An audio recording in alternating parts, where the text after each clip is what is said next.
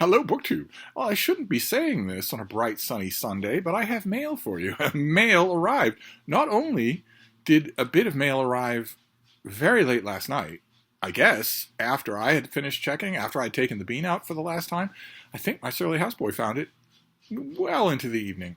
So it was waiting for me. Not only that, that would be one thing. That would present the illusion of mail on Sunday, but there was also a package arrived today that wasn't there this morning when I was feeding my raucous a-hole sparrows. So we have mail and also a book. Sabine and I went out on a slightly delayed midday dog walk. There's been a lot of activity here at Hyde Cottage today. There's almost never activity here. I barely ever move, but there was activity today, a lot of it. And that delayed the dog walk, but that's okay, because the dog walk was lots of fun, and it brought the Bean and I by a little free library, the same little free library we'd been by, I think it was last week, where I encountered an Agatha Christie novel in trade paperback with a really ugly cover. I think they're the newest trade paperback iterations of Agatha Christie. That was The Body in the Library. And we're coming up on March Mystery Madness. It's just 10 days away. So I was I'm always up for reading murder mysteries and rereading murder mysteries, even Agatha Christie, who I sometimes think I don't give a fair shake. And I found another Agatha Christie today in the same place. It wasn't there the last time. It's the same make and model. It's the same trade paperback series. This is the 450 from Paddington, originally titled What Mrs. McGillicuddy Saw, which is an Agatha Christie. It's a Miss Marple mystery that I like. I haven't reread it in a long, long time. When I did, I had several quippy things to say in under perhaps a pseudonym for a Midwestern paper about how this book, more than almost any other really popular canonical mystery, epitomizes how much the golden age of murder mysteries were really math problems in elaborate disguises. Math problems in fancy hats is, I think, how I put it. That's what at least the impetus of this is. I think the ultimate impetus of this is that Agatha Christie herself was traveling on a train and had something like this happen to her. Not the ugly or the murderous parts, but something like it that put the germ of this idea in her head. Of course, you all know the germ of this idea. The germ of this idea is that a respectable middle-class woman from the north of England has been Christmas shopping in London. She gets a first-class ticket on her train back up north. She's alone in her cabin. She is sleeping. She wakes up, and just as she does, the train is paralleling another train right next to her train. No danger of collision, but she can look right across at the other compartments. A lot of them are empty. Some of them have their blinds drawn. But every once in a while, she will parallel one so exactly that it looks like they're stationary. It's going at the exact same speed that she is. And when she's looking across at one of those, she sees the back of a man who is strangling to death a woman. And she is watching as the woman dies. She's watching as the man succeeds in killing this woman. And then, of course, the trains are on different tracks. There are different speeds for different junctions, for different destinations. And so the vision is there and then gone. I'm sure that either something like that happened to Agatha Christie and she thought, ooh, or that happened to a friend of hers who just related the story to her. Either way, you can see Miss Marple will, of course, get involved, and the police will get involved. But this has been filmed a couple of times. Murder, She Saw, and the 450 from Paddington was the Joan Hickson version, I believe. It's a humdinger of a story, but you can see how when you boil the fat off it, it's a math problem, much like the ones you did when you were in grade school. Two trains are running at the same time on the same track at different speeds. You can see that if you're just good at math, you'll eventually be able to solve this mystery. That was an irreverent opinion that was done for a deadline. And I don't think I've read this novel since then. So I was glad to see it today. I wasn't glad to see, a boring, unimaginative trade, but I'll definitely reread it. It's possible, just faintly, that I did not do it justice when I was bashing out those words for a deadline. So that's one book that came today on a Sunday that's supposed to be bleak and barren. It's supposed to be free of books. Oh boy, though, was it? It has not been free of the books that I have. It has been a very active day. Good Lord. I feel like I owe the bean an apology because it just hasn't been a bean-centric day, and they usually are. I will make it up to her. And at least I didn't go anywhere, so that I didn't terrorize her there. And we had a wonderful walk. It has gone back to being, shirt sleeve weather here, bright and sunny, bone dry, no moisture of any kind, not rain, not sleet, not snow, of course, not even dew, nothing. If you take a pitcher of water outside and pour it out, the water just vanishes. So it's bone dry. A bad portent of a summer to come. I am sure that by May, Boston will be in the middle of a drought that will not alleviate. But a beautiful day for a dog walk. So I made it up for her a little, but I will stick close to her for the next 24 hours, something like that. But let's look at the packages. The first package makes up for its late arrival with size. It's absolutely enormous. But something about it tells me that this extra-sized envelope was just the nearest convenient thing that the publicist could find for the book.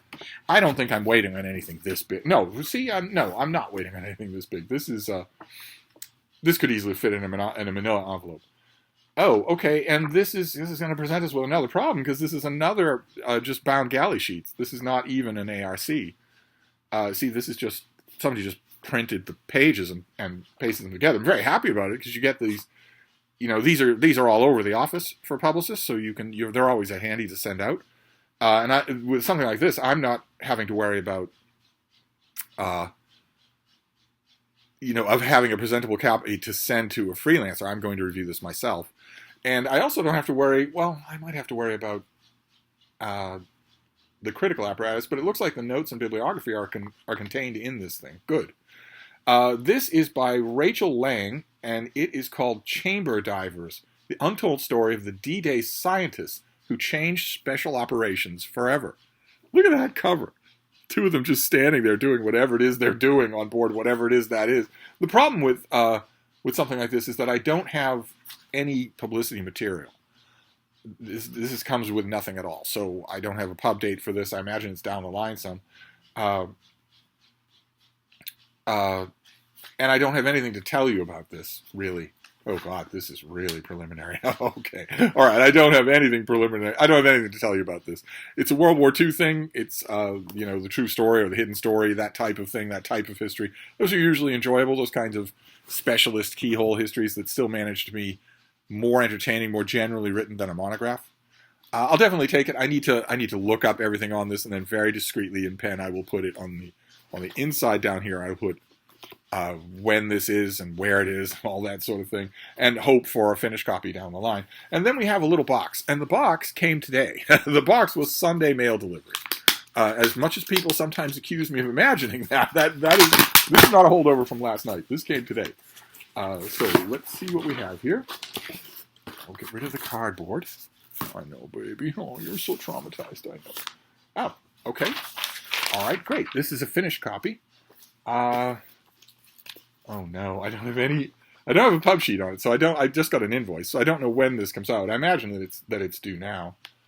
Okay, so it's a finished copy. It's by Ulysses Magius and Nick Coldry, and it's called Data Grab: The New Colonialism of Big Tech and How to Fight Back. Okay. All right. So we can all paraphrase Bobby Drake's mother from the first X-Men movie. Have you thought about not being white? Let's see what the dust jacket has to say. Large technology companies like Meta, Amazon, and Alphabet, two of those aren't real, have unprecedented access to our daily lives, collecting information when we check our mail, count our steps, shop online, or commute to and from work. As trusted tech experts, the authors show in this eye-opening book, this vast accumulation of data is not the accidental stockpile of a fast-growing industry.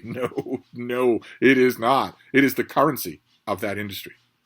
It's what those companies trade to each other. They don't trade in money. It's all important. It's the most valuable thing you own in this world. Just as nations stole territories for ill-gotten minerals and crops, wealth and dominance, tech companies steal our personal data. It's only within the framework of colonialism, the authors argue, that we can comprehend the full scope of this heist. Okay, all right, I'm listening. I know that I'm listening for the wrong reasons. I'm listening for the reasons that the authors absolutely will never say. They absolutely will not say that the picture of colonialism is 100% accurate. They absolutely will not say that. So they might mention that tech companies like Meta and Alphabet, Twitter and Facebook, they might mention that tech companies hoover up all the data in the world that they can in a way that some colonialist regimes also hoovered up natural resources from native populations. And they might also mention that those websites provide some good. Google provides good. Amazon provides some good. They make things easier for a lot of people. But they absolutely will not finish their syllogism. They absolutely will not finish by, does that mean colonial regimes sometimes brought good? No, they won't do that.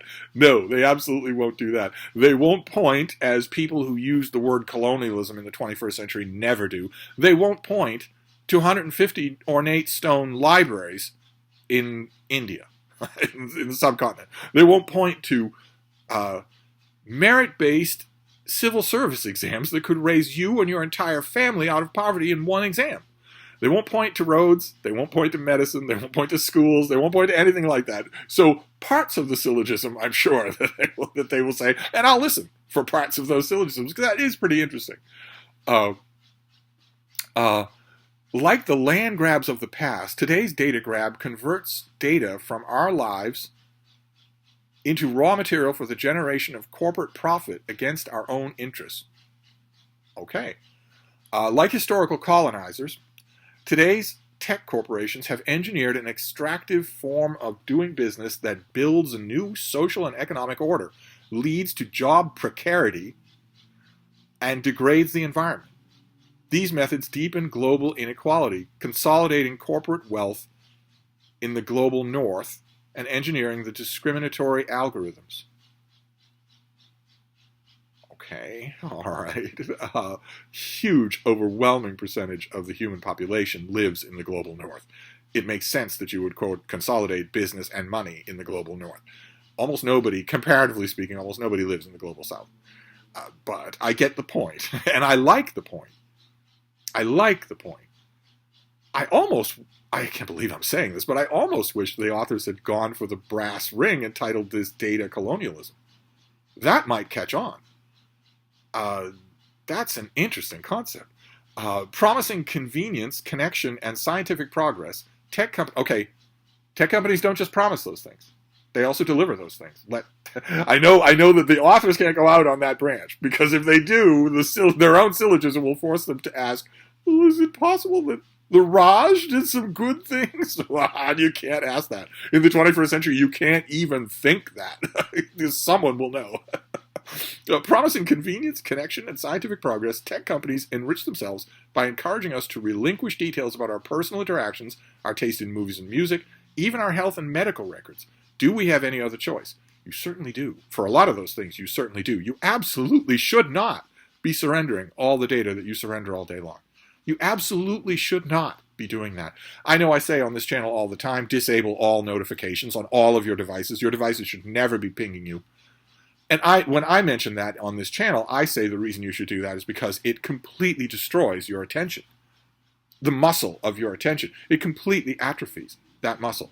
But another thing that it does is give all these tech companies the data of when you answer those pings.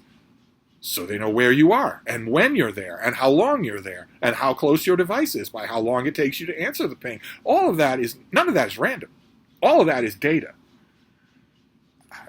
I think it's a general rule of thumb. People need to be a lot more cautious with their data than they are. So that is very good for this. Who does this? Oh, University of Chicago Press. Okay. Do we continue to the back flap? Yes, we do. Data grab affirms that we do. So do we have another choice? Okay. Data grab affirms that we do. To defy this new form of colonialism. Okay, I resisted that at first, but there's a definite parallel to be made there. That is good. That is good, promising thinking. We will need to learn from previous forms of resistance to work together to imagine entirely new ones.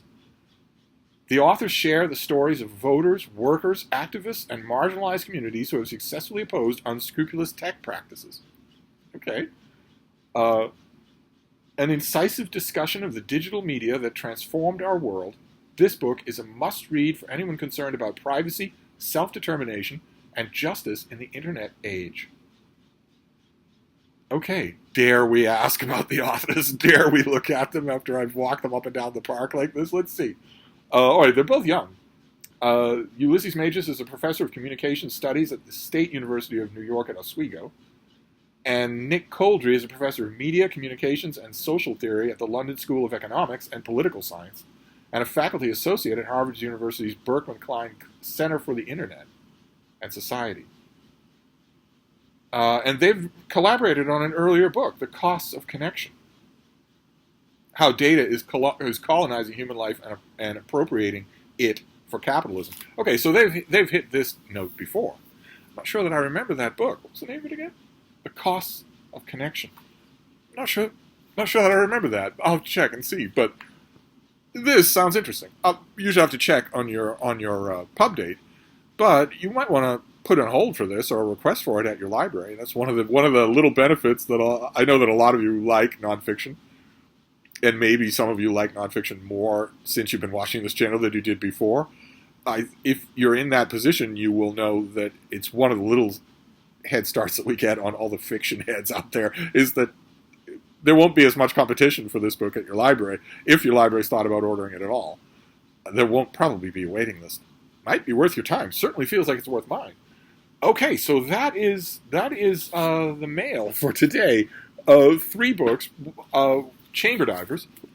Can't tell you anything about this. Just a blank as a snowy field. Then Data Grab, the new colonialism of big tech and how to fight back, which is pretty interesting. That is pretty interesting. It's good if it raises the alarm. I hope it gets lots of attention. Unfortunately, university presses tend not to. Alas, these two might be brought on to MSNBC as talking head experts for 3 minutes while, Joe Scarborough talks over them, or Rachel Maddow talks over them, or Lawrence O'Donnell talks over them. But it's unlikely that the book will show up in your retail bookstore, for instance, which is a shame. And then fiction, The 450 per Paddington, which I will gladly reread. Gladly will I do that. So there you go. That is the mail for a Sunday. Good Lord. This doesn't feel like I had a weekend at all. I know that some of you will be snickering at that because I never leave the fainting couch, so how do you know if you're on a weekend or not? But nevertheless, I have a rich, full life for a frail old shut-in. I went out and about yesterday on a Saturday. I never do that. And today was incredibly active here at Hyde Cottage, which it never is here. So I'm going to be barreling into Monday at the Box Factory without having had any rest at all. But, I should point out that the activity disrupted my normal timetables for the day. So I don't know that I'll make a barrage of videos today. It's possible that I will wait until tomorrow to make up for that. I'll see what I can do, but I'll wrap this up for now, and we'll see if I see you again today. At least we checked in now. So I'll wrap this up, and I'll see you soon. Thank you, BookTube.